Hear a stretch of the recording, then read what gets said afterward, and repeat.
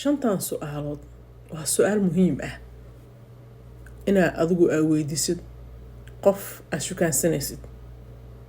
Ma aha su'aal adigu malaayacni oo sida maaragtay maxaa jeceshahay inaad cuntid iyo cuntadee jeceshahay iyo kalarkaa jeceshahay waa maxay iyo hooyadaa ma jeceshahay iyo waxaasoo kale looma baahno inaad qofka weydiisid. Su'aashaana waa su'aal muhiim ah sababtoo ah qofka maskaxdiisii siduu u fikiraa rabta inaad ogaatid. quruxday waxa ayaynu ku cajibinin. Su'aasha koow ay weydiinayso waxay tahay adiga maxaa iska aaminsan tahay.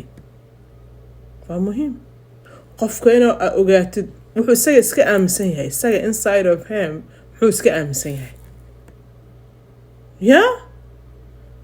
waa muhiim inaad ogaatid because you want to know qofkan suu u fikiro. maskaxdiisa waa inaad ogaataa. xagee rabtaa noloshaada inaad gaarsiisid 3 sano kadib 5 sano kadib. maxaa rabtaa guul inaad gaartid ama maxaa rabtaa what are your goals. maxaa rabtaa inaad gaartid heerkeerta inaad gaartid waa inaad weydiisaa. su-aasha saddexaad waxaa ku tiraahdaa adiga ma dareemtaa cilo loneliness ma dareemtaa. sababta u weydiinayso su-aasha waxay tahay dadka markay dareemaan cilo ama markay dareemaan adigu loneliness waxyaalo waxay sameeyaan oo doqonnimo ah.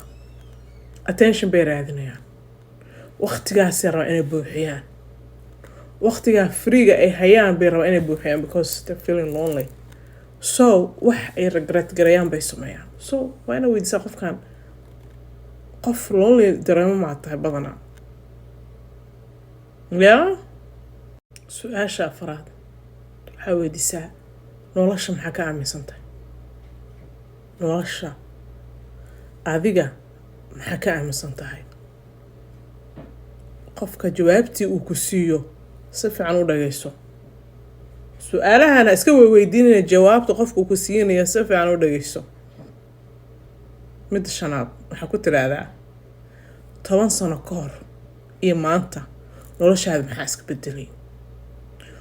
10 years ago 10 sano ka hor noloshaada say ahayd iyo maanta maxaa isbedelay.